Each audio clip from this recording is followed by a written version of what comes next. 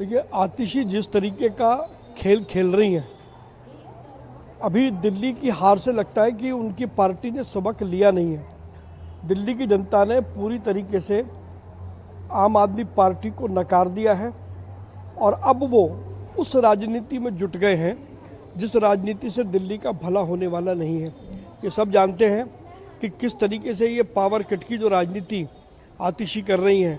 अभी 2 दिन की बात है, ज़रा भाजपा की सरकार बनने दीजिए तो निश्चित रूप से एक एक व्यक्ति का हिसाब होगा, फिर चाहे वो पॉलिटिशियन हो या कोई अधिकारी हो। देखिए, भारतीय जनता पार्टी कार्यकर्ता आधारित पार्टी है, हमारे पास सक्षम नेतृत्व है और दिल्ली में सीएम कौन होगा ये भारतीय जनता पार्टी का राष्ट्रीय नेतृत्व सही समय पर सही व्यक्ति के विषय में तय करेगा। देखिए, जहाँ तक ट्रेड टैरिफ का सवाल है तो मेरा निश्चित रूप से मानना है कि जो ट्रेड टैरिफ की व्यवस्था प्रेसिडेंट ट्रंप कर रहे हैं उससे भारत के टेक्सटाइल, फार्मास्यूटिकल और टेक्नोलॉजी क्षेत्र को अमेरिका में बड़ा व्यापार मिलेगा।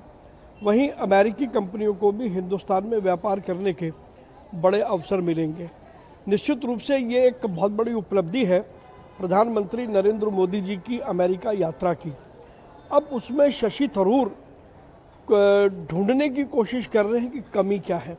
कमी कहीं पर भी नहीं है और जिस विषय का जिक्र शशि थरूर कर रहे हैं निश्चित रूप से हमारे प्रधानमंत्री जी ने उस पर भी चर्चा की होगी और ये हम सब जानते हैं कि प्रधानमंत्री नरेंद्र मोदी जी देश के हर नागरिक के सम्मान के प्रति पूरे तौर पर चिंतित हैं। देखिए, ये नरेंद्र मोदी सरकार की बहुत बड़ी जीत है।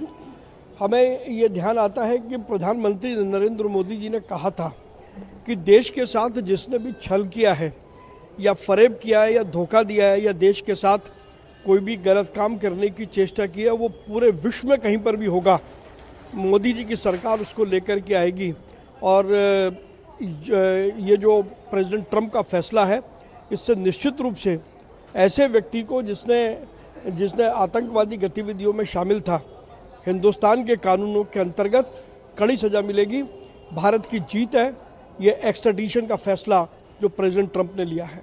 देखिए, कांग्रेस सहित जितने भी ये अपोजिशन के दल हैं इनकी मजबूरी ये है कि ये अपनी पॉलिटिकल ज़मीन पूरे देश में खोते जा रहे हैं और इस कारण से वो जो मुद्दे नहीं हैं उनको भी मुद्दा बनाते हैं और ऐसे विषयों पर भी जो संवेदनशील हैं उन पर भी राजनीति करते हैं।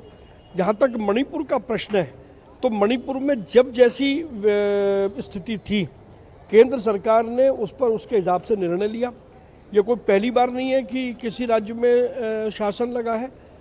अनेक राज्यों में अनेक समय पर परिस्थितियों को देखते हुए राष्ट्रपति शासन लगाया भी गया और उसको हटाया भी गया। तो इस नाते से चिंता करने की आवश्यकता नहीं है। केंद्र सरकार ने जो फैसला लिया है वो निश्चित रूप से समय के अनुकूल है।